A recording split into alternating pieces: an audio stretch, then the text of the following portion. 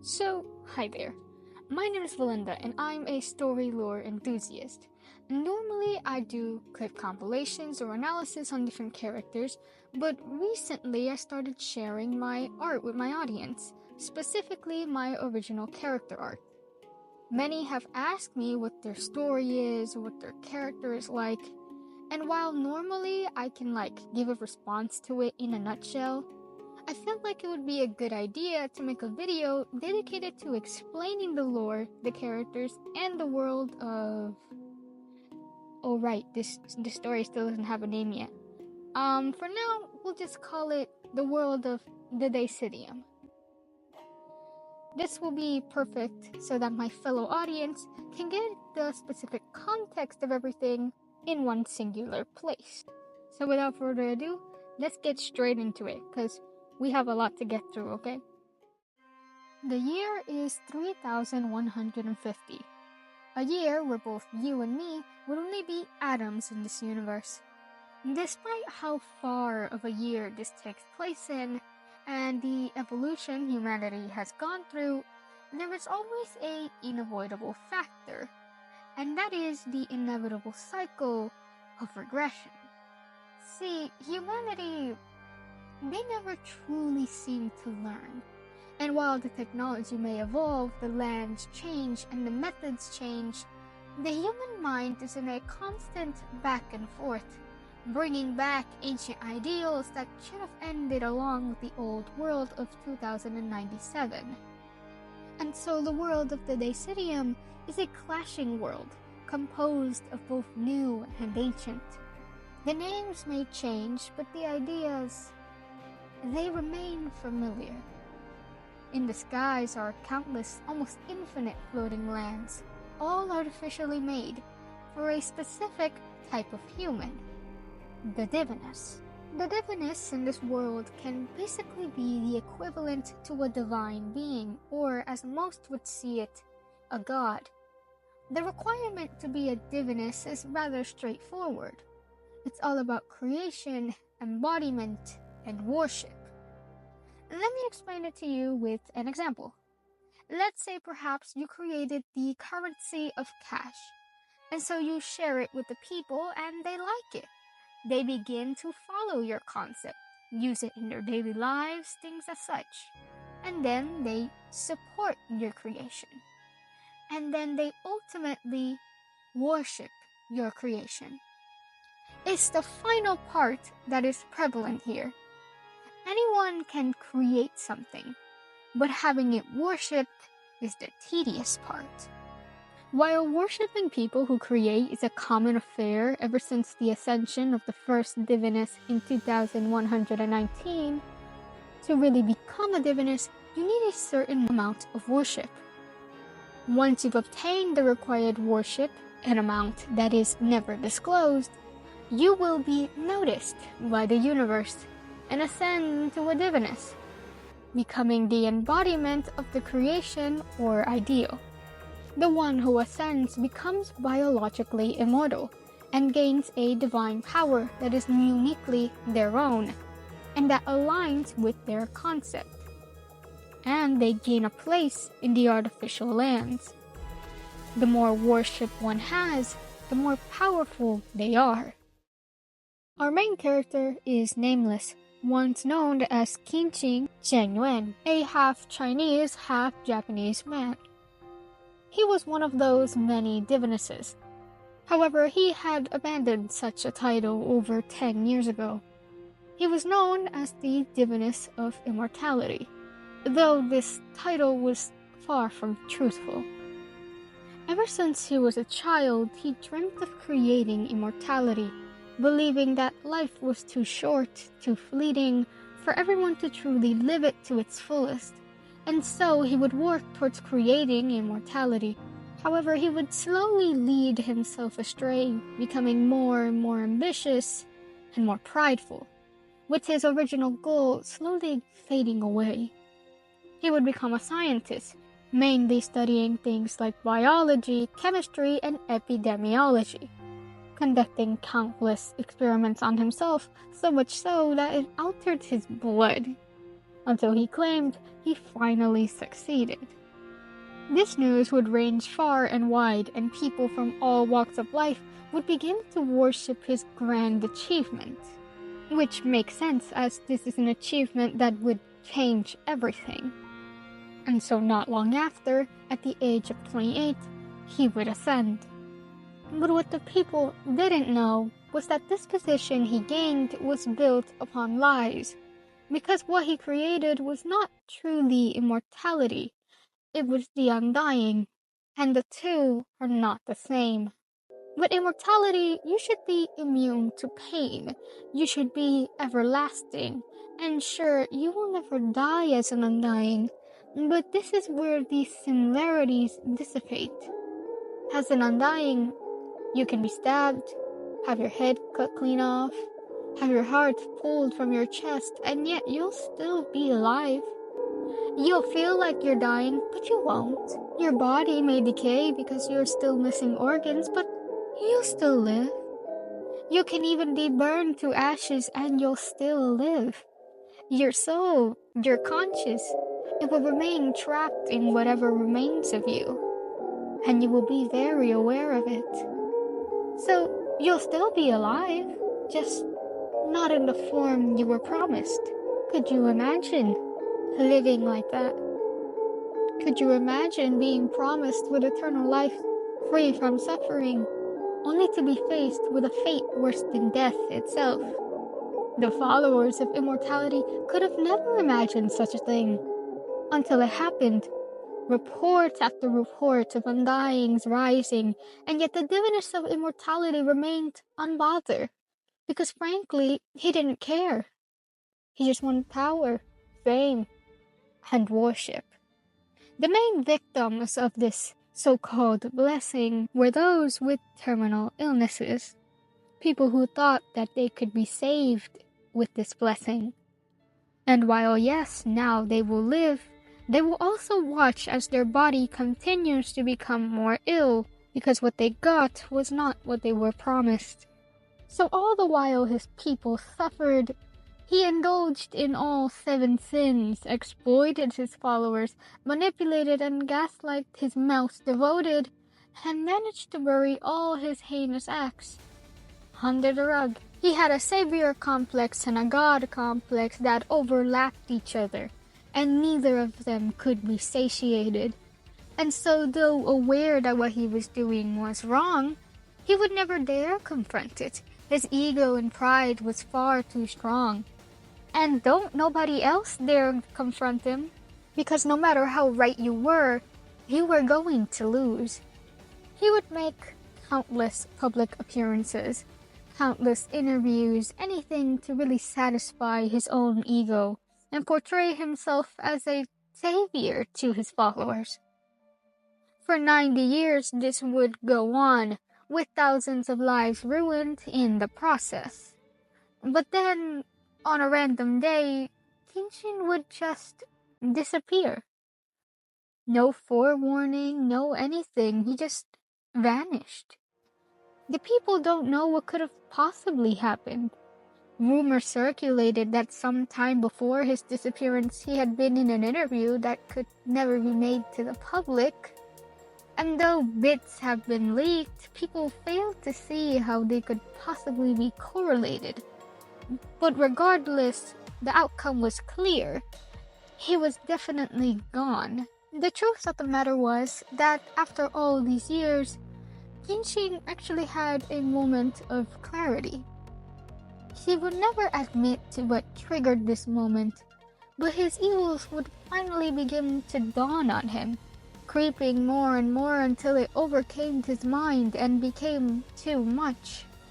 He would sit and reflect as to how he even got there to begin with. He finally realized he led himself astray. He acknowledged the cruelty he placed upon his people and everything else he did along the way, now yearning to change and take account for it. Though he knew that nothing could really make up for what he did, not even his death. So all he could really do was fix himself so that no one else would suffer by his hand, or by his so-called blessing. His first step into change was to abandon his position, that position that fed his pride. He needed it to die. It would take time, over 10 years in fact, but his current self is not even a shadow of what he used to be. From someone who held his ego close and his pride closer, he became an altruistic person and embraced humility. He shows honesty and regret in every step he takes, never burying his past, yet still walks towards a future. During his time of redemption, he heard many tales of divinuses conducting cruder things behind closed doors, stories that mirrored his past in different ways. This caused a new thought to enter his mind. He managed to change his ways. But what of those other divinuses who do the same as he once did? Who will defend their followers? How long will they need to suffer before their divinus realizes what they're doing? If they ever even realize it at all? The divinuses turned a blind eye to the affairs of other divinuses, so then, what of the people's fate? He initially tried to discard these thoughts from his mind. After all, he believed he wasn't fit to judge another divinus. But he had repented. He has been repented for years now. He understands the thoughts behind both sides. So really, what would be more fitting than a sinner who can identify another sinner? He didn't want things to be misconstrued, though. He is not doing this for himself, for any title or acknowledgement. He just wants to help people. The same mindset he had before he led himself astray. But this time, he will stand firm on his ground, eyes solely on this pursuit. And that's exactly what he decided to do. Judge those who abuse their power, mislead their people, and believe they are above all else. He will fight them, rebuke them, and if push comes to shove, he's willing to go beyond this ordeal. Throughout the journey, he takes on the name of Nameless. Should you ask him what his real name is, he would not hesitate to tell you so. But he'd rather just be referred as Nameless. He believes that he shouldn't be credited for any good that he does from here on out, as he believes it could be selfish, considering his history, even if some would disagree with that sentiment. When it comes to combat, Nameless's method is quite peculiar. Remember that I mentioned that he experimented so much on himself that he altered his blood? Well, the thing is that when he gains a cut or a slash and bleeds, after a couple of seconds, his blood will solidify, resembling something like crystal, but it's stronger than something like diamond. He commonly crafts his blood into a samurai blade. This took much practice for him to achieve due to the speed of which the blood hardens. But he did achieve it. In general, his blood can be crafted into anything. It just requires a certain amount of practice and getting used to. He has many scars on his neck, chest, and abdomen, which were self-inflicted in order to initiate combat. So, bleeding in combat is no issue to him, especially as an Undying, having a higher tolerance towards wounds like these. The key word here being higher tolerance. This ability is not tied to his divinous power, but the divinous power that was given to him was based on this ability. He hardly uses it, so the details of what it is relatively unknown, which also means that the true strength of Nameless is equally obscured.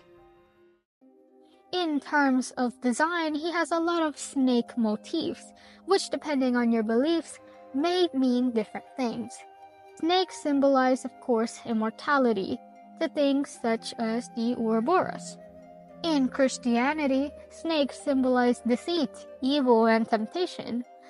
All of these which Nameless used to embody before his change.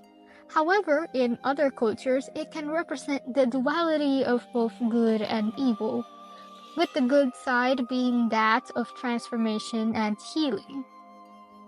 Now, this is just his main appearance, but it's not his only appearance. If you follow me for a while, you might know what I'm referring to. I have these other designs that are called the Deicidium. Well, what are they exactly? Well, you see, in their world, the people and even most divinuses are led to believe that once they gain this power, it will be stuck with them forever. But this isn't the full truth.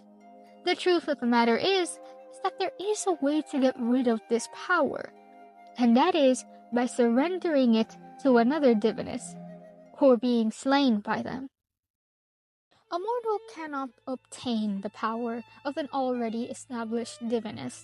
However, another divinus can, because they already have reached the requirement to vessel such divine power, that of embodiment and worship. So if a divinus takes the power from another, they become the embodiment of said divinus's title. It's only natural that this knowledge is not disclosed to most divinuses, because imagine the disorder and the chaos that could emerge from this. In order to keep the peace, divinuses hardly talk to each other, and instead they stay in their own lanes, fulfilling their roles.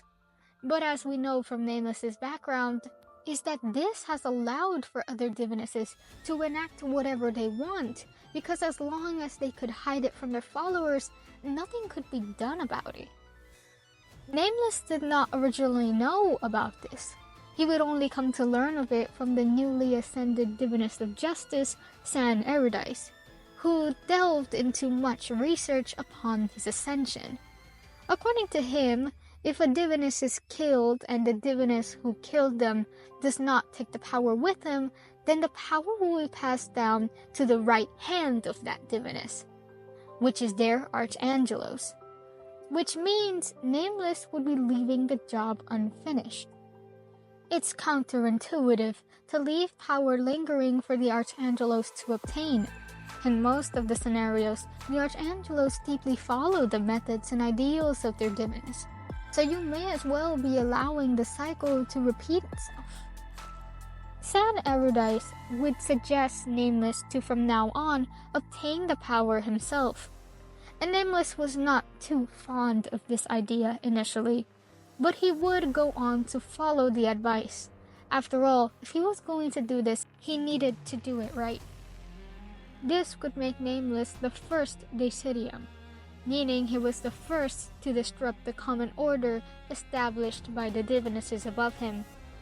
Nameless has many Deicidium designs, but I've only publicly drawn 2 of them: the Deicidium of High Tech and the Deicidium of Nihilism.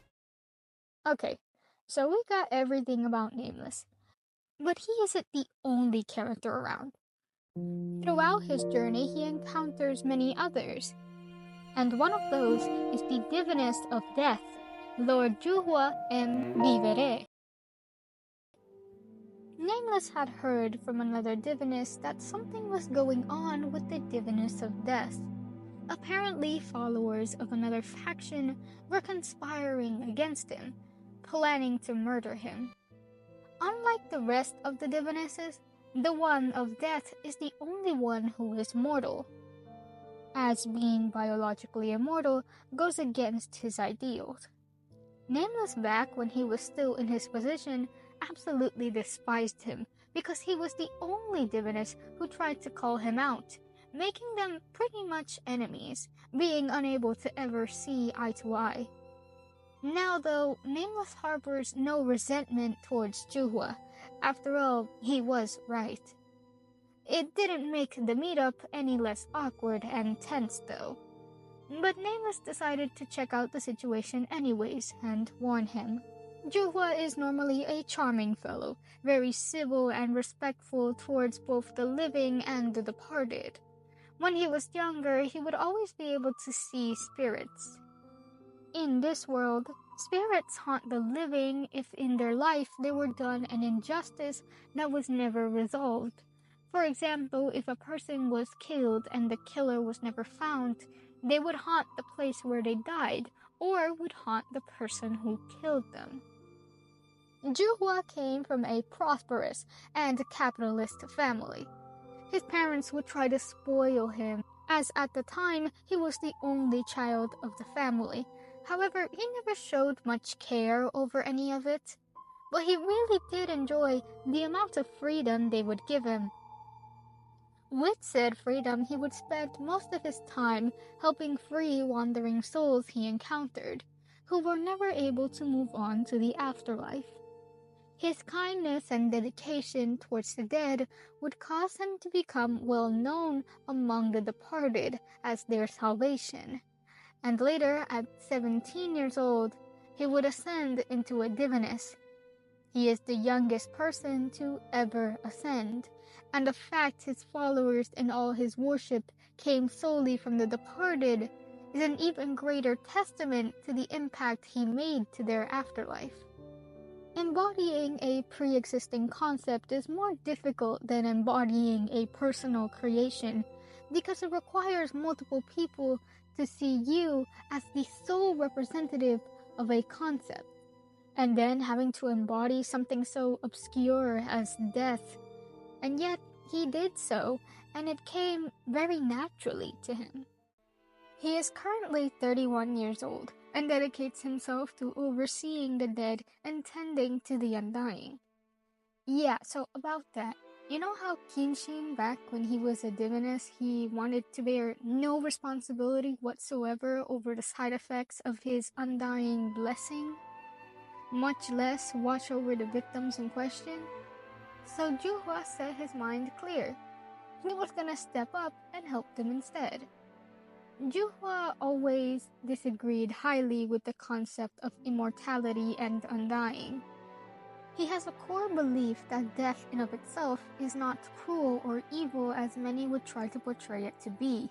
After all, once you're dead, you are at peace, no suffering, no fighting to survive, just eternal, peaceful slumber.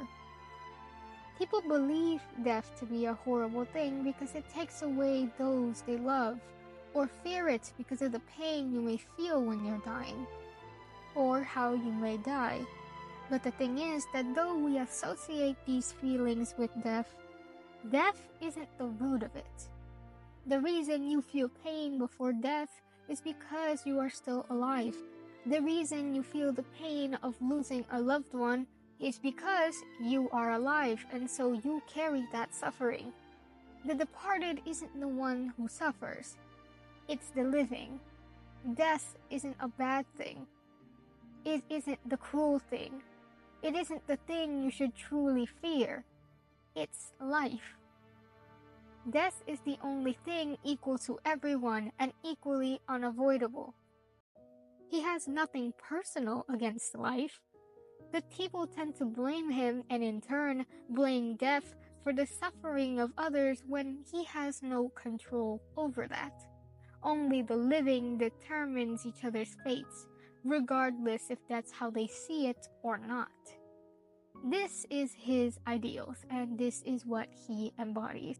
So in his floating lands, he plays a song to the departed and soothes the undying, hoping he can motivate them to live even if their bodies are beyond redemption. Since they can't die, he may at least try to get them to enjoy this eternal life they were given. At the front of the land, standing guard, is the Archangelos of Death, Xiâoxuê M, Morí, a 30-year-old woman who loyally assists Lord Júhua. On the surface, she looks relatively normal, until you notice something off about her hands. Hands that bear no flesh, no muscle, just sheer bone. And that is because she is indeed just a skeleton. How, you may ask? Well, when Xiâoxuê was just 7 years old, her parents stood before the Divinus of Temptation, offering her as an offering to please their lord. The parents were absolutely obsessed with the Lord of Temptation. After all, he could give them anything as long as they had something worthy to offer. The parents would offer anything and everything they had until they had nothing left, in which they decided that, well, they should create something of value so that they could get what they lost back. And that something was a child. This is the cycle of the temptation and their followers, an eternal cycle of losing and gaining, all at the cost of something, whether they're aware or not. Freeing yourself from such temptations is difficult, and some are never able to set themselves free from its grasp. Xiaoshui's parents are no exception to this.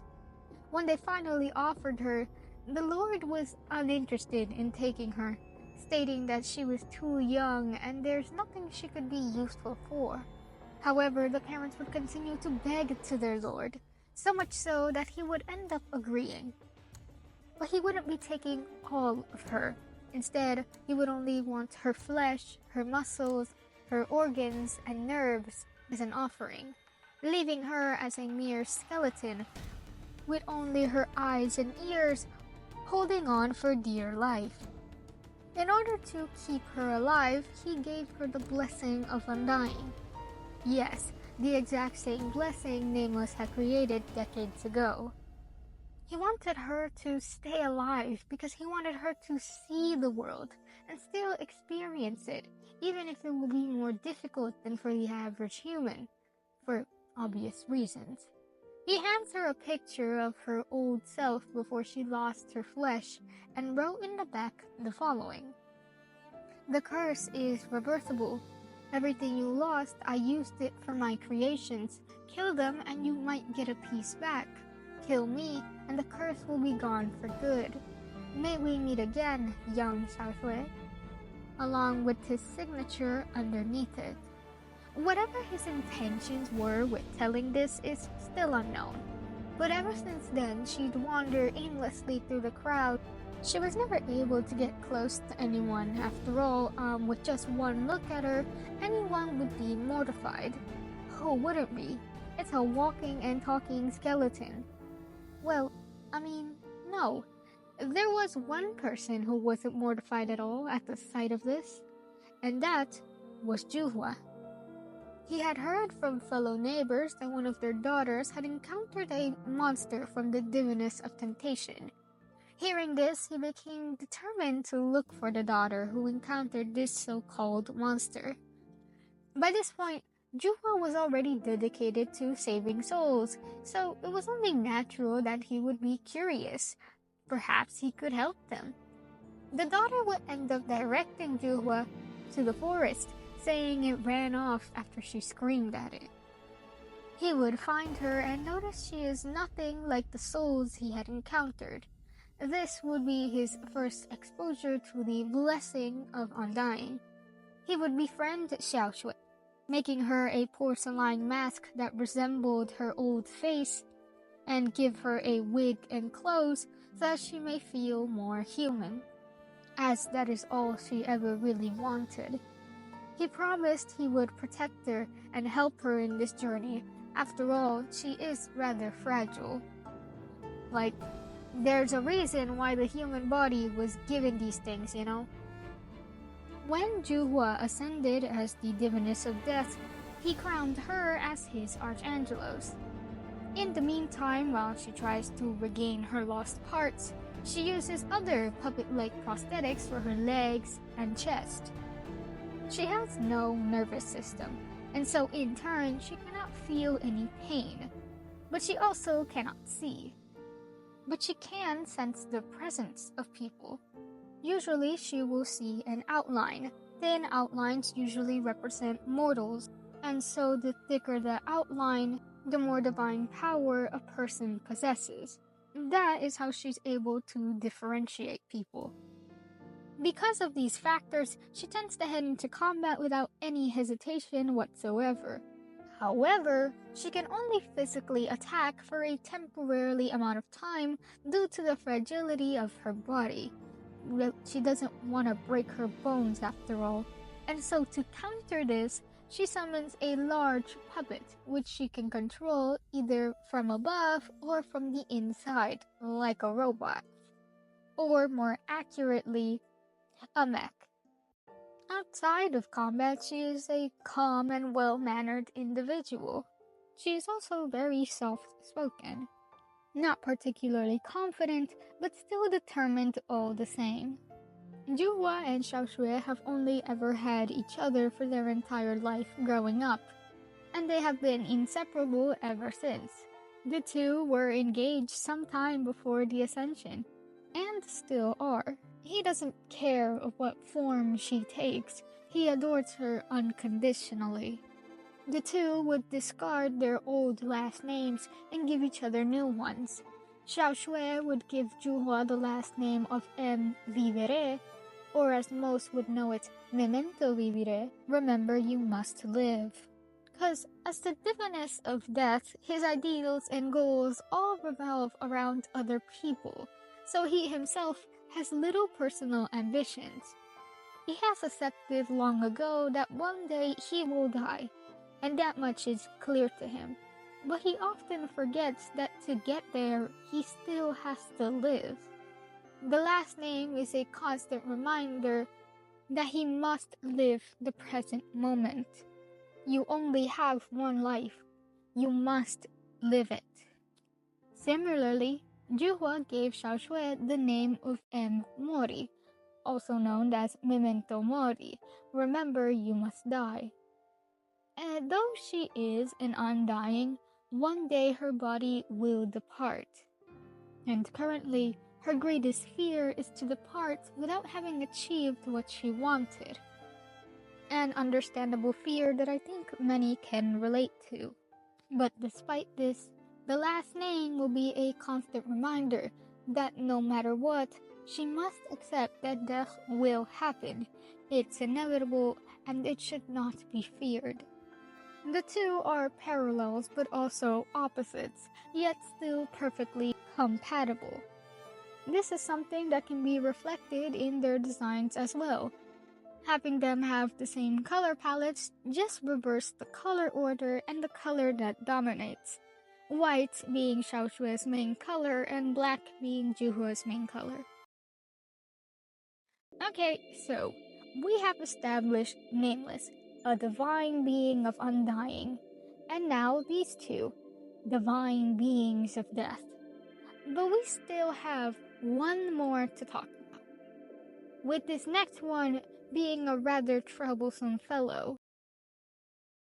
Sonnenchein, the oldest and most powerful Archangelos. It's only natural, as he in turn serves the oldest and most powerful Divinus, the Divinus of life. So, a certain faction was conspiring against Júhua, and that faction was composed of the followers of life. The Divinus of life was the first ever Divinus to ever surge, and is the most worshipped Divinus in turn, making it the most powerful above all others. Their followers are composed of followers from other factions and even of other Divinuses themselves.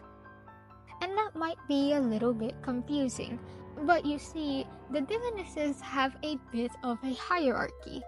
There is the Divinus of life, the one that is above all other, and then there are Divinuses that surge from the Lady of Life, such as the Temptation, the Lady of Love, the Monarch of Nihilism, the Lord of Time, the Lady of Dreams, and countless others. They worship the Divinus of life, whether directly or not. And then under them are more niche Divinuses, such as the Lord of High Tech, the Lord of Justice, the Lord of Intellectualism, and hundreds of thousands more. And of course, at the bottom are the worshippers. As for the Archangelos, their place and strength is dependent on the position and strength of their respective Divinuses. With this in mind, they had managed to narrow down that the ones conspiring were followers of life, and thus they wanted to settle this peacefully by going to the Lady of Life directly so that she can reason with them to back down on murdering Júhua. Lady Life is known as the most benevolent, mercifulest diviness. Anyone who worships her is promised a peaceful life, and that is why most turn to her. When their life is going wrong and it's at its worst, they turn to her and she makes their lives better. However, the threes meet up with her, ended in Nameless almost being executed and her almost murdering Júhua herself. She was nothing like how the people and the other divinesses described her. She expressed little emotion and little regard for her followers' actions, and little regard for her followers, period. So much was said and so much had happened, but they had little time to process it as they tried to escape the land of euphoria, until they finally managed to catch their breath. Though something would rise from the ground, a divine being, and it would suddenly begin to attack them. This thing would be revealed to be the Archangel's main Sonnenchein.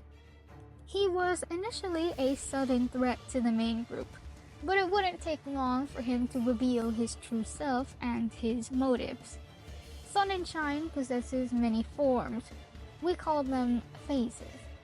When they first met him, he was in one of his more monstrous forms, Phase 9. He would attack them till unconsciousness, where they would awaken into his plane, a domain known as the Garden of Heaven. He would reveal himself again, this time in a more humanoid form, Phase 5, where he would unravel his true intentions towards the rest. Sonnenchein has been the Archangelos of Life for 1,000 years, having ascended back when he was 31, meaning he has over 1,000 years of history behind him, none which are known. He is a mysterious individual who has an incredible air of sophistication and honor. He looks classy, his voice sounds classy, his status is akin to that of the highest ranking of royalty, and yet his personality is far from it. He speaks in a very casual and direct manner, seems to have a bit of a temper, speaking in a very seething tone.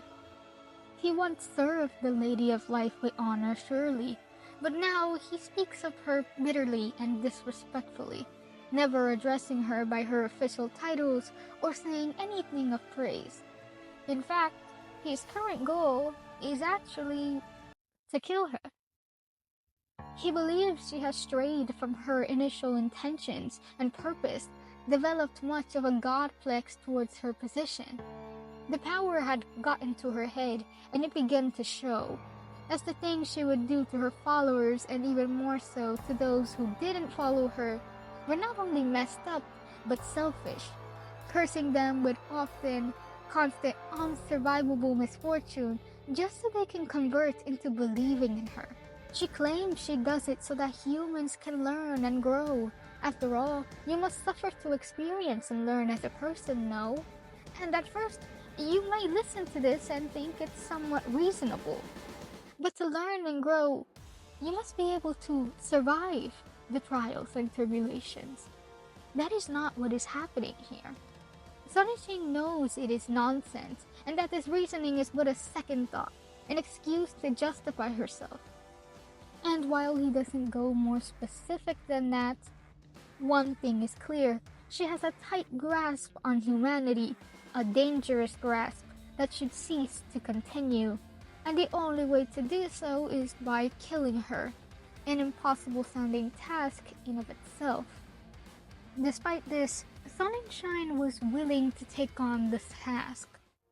Sonnenchein has always held resentment towards life because of its inherent unfairness. The unfairness on how some suffer more than others, on how good people die so soon while evil ones get to live untouched. To him, life had its favorites, and though he never talks about his background, it's obvious he had the short end of the stick throughout it all. He believes that yes, suffering must exist, but that suffering should never outweigh the good. Everything should be given equally. Tribulations should not end in irreversible travesty. People's fates should not be used as examples for another.